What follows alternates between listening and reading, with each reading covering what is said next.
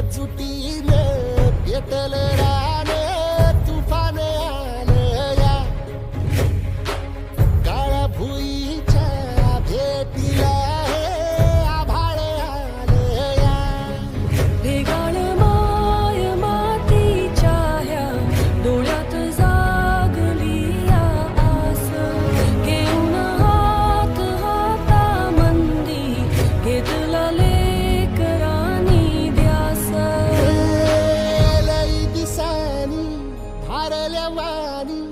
शिवार झालं या